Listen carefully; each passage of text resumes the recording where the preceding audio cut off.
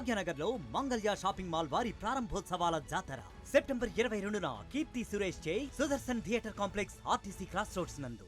చంద్రబాబు గారు నిన్న తన కూటమి సమావేశంలో తిరుమల తిరుపతి దేవస్థాన పవిత్రతను దెబ్బతీస్తూ అత్యంత దారుణంగా హేయంగా మాట్లాడినటువంటి మాటలు సభ్య హిందూ సమాజంలో పెద్ద కలవరాన్ని రేపినాయి.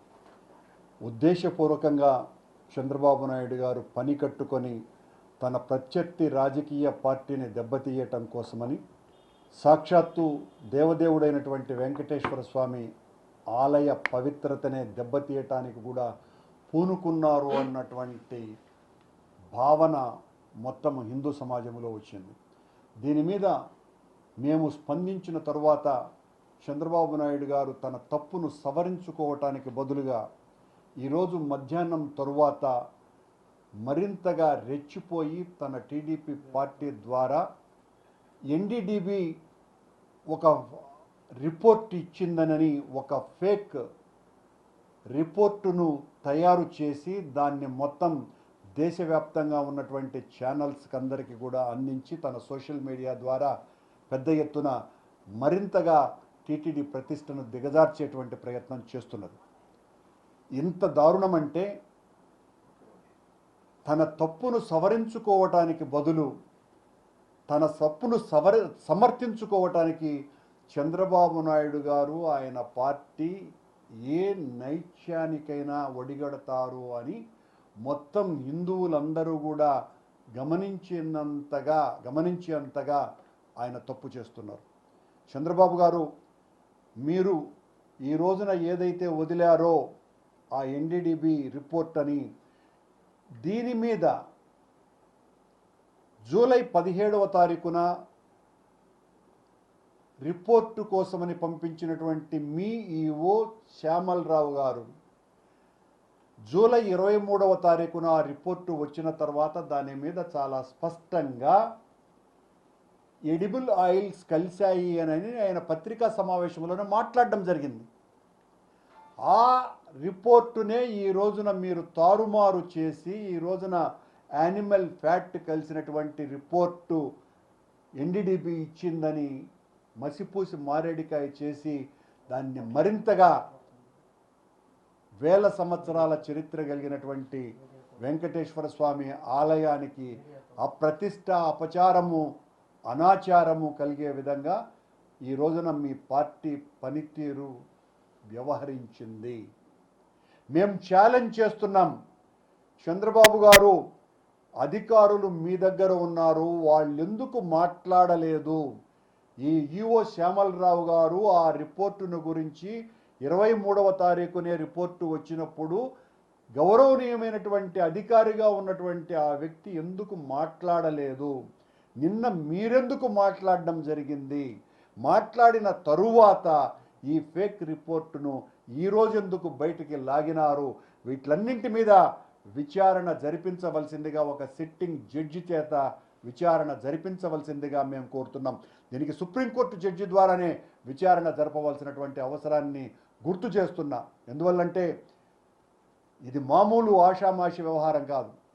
వేల సంవత్సరాల చరిత్ర కలిగినటువంటి దేవాలయం, మొత్తం హైందవ సంస్కృతికంతా కూడా మూలకేంద్రువైనటువంటి ఆలయం, అత్యంత పవిత్రంగా హిందువులందరూ భావించేటువంటి ఆలయం, దేశము ప్రపంచంలో ఉండే దేవాలయాలకంతా కూడా నాయకత్వ స్థానంలో ఉన్నటువంటి అత్యంత పవిత్ర పుణ్యక్షేత్రమైన తిరుమల గిరులను గురించి చంద్రబాబు నాయుడు గారు తన స్వార్థ ప్రయోజనాల కోసమని జగన్మోహన్ రెడ్డి గారిని హననం చేయటానికి ఈ రకమైనటువంటి ప్రయత్నం చేయటం ద్వారా ఆ మొత్తం హిందూ జాతినంతా కూడా అవమానపరిచారు అనేదే మా భావన.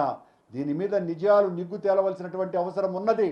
చంద్రబాబు గారు, మీరు సిట్టింగ్ జడ్జి చేత విచారణ జరిపించటానికి వెంటనే ప్రయత్నం చేయండి. దీని మీద ఏ ఆరోపణలు మీరు చేసినా దాని మీద విచారణకు మేము సిద్ధంగా ఉన్నాం. మీ నీచమైనటువంటి రాజకీయం ఏంటి అన్నది ఇన్నాళ్లకు మరింతగా మీరు బట్టబయలు చేసుకున్నారు. ఇప్పటి వరకు మీరు జనాలని మోసగిస్తూ రాగలిగినారు.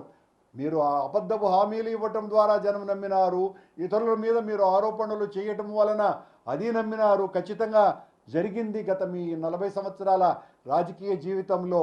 కానీ మొదటిసారి వెంకటేశ్వర స్వామిని ఇంత దుర్మార్గంగా వాడుకోవాలనేటువంటి మీ ప్రయత్నం ద్వారా మీ అసలు విష స్వరూపం బయటపడింది. అందుకే సమాజం మిమ్మల్ని ఏవగించుకుంటున్నది. మీరు మా మీద దాడి చేయటం కాదు, మేము మీ మీద మీరు చేసినటువంటి అపవాదును కడుక్కోమని చెప్పడానికి మేము సిద్ధంగా ఉన్నాము. మీరు ఏ ఆరోపణ చేసినా కూడా మేము విచారణకు మేము సిద్ధంగా ఉన్నాం. తప్పు చేసినటువంటి మీరు హిందూ జాతికి క్షమాపణలు చెప్పవలసింది పోయి ఈ రోజున ఈ రకమైనటువంటి ఫేక్ డాక్యుమెంట్లు రిపోర్ట్లను సృష్టించి దీని ద్వారా మొత్తం మీకు కావాల్సినటువంటి మీడియా ద్వారా మీకు కావాల్సినటువంటి ఛానల్స్ ద్వారా మీరు చేస్తున్నటువంటి పని వలన వెంకటేశ్వర స్వామి ఆలయ ప్రతిష్ట మంటగలిసిపోతుంది అన్న బాధతో ఇది మాట్లాడుతున్నాం. మేము సిద్ధంగా ఉన్నాం. మీరు వెంటనే సిట్టింగ్ జడ్జి చేత విచారణ చేయించండి చంద్రబాబు. లేకపోతే మీరు చేసినటువంటి ఆరోపణల కారణంగా మీ రాజకీయ భవిష్యత్తే కాకుండా వ్యక్తిగా కూడా మీరు అత్యంత దుర్మార్గమైనటువంటి మనిషి అని చరిత్ర మిమ్మల్ని అనుకునేటువంటి స్థితి వచ్చింది ఇప్పటికే. దయచేసి వెంటనే దీని మీద విచారణ జరిపించండి.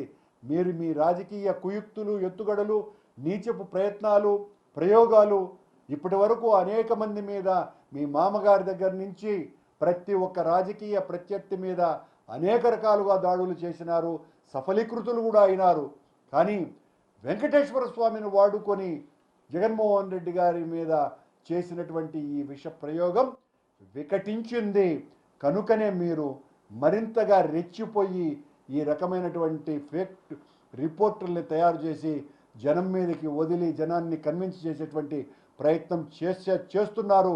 అందుకే దీని మీద విచారణ చేయించమని మిమ్మల్ని డిమాండ్ చేస్తూ, అట్ ద సేమ్ టైం ఇంత పాపానికి ఒడిగట్టినటువంటి మీకు భగవంతుడు ఖచ్చితంగా తగిన శిక్ష విధిస్తాడు అని హెచ్చరిస్తున్నా. భాగ్యనగర్ లో మంగళ్య షాపింగ్ మాల్ వారి ప్రారంభోత్సవాల జాతర సెప్టెంబర్ 22న కీర్తి సురేష్ చే Sudarshan theatre complex RTC cross roads నందు, సెప్టెంబర్ 27న సంయుక్త మీనన్ చే Narsingi main road HP petrol bunk పక్కన, సెప్టెంబర్ 29న శ్రీలీలా గారిచే మణికొండ మర్రి చెట్టు నందు మంగళ్య షాపింగ్ మాల్స్ గొప్ప ప్రారంభం.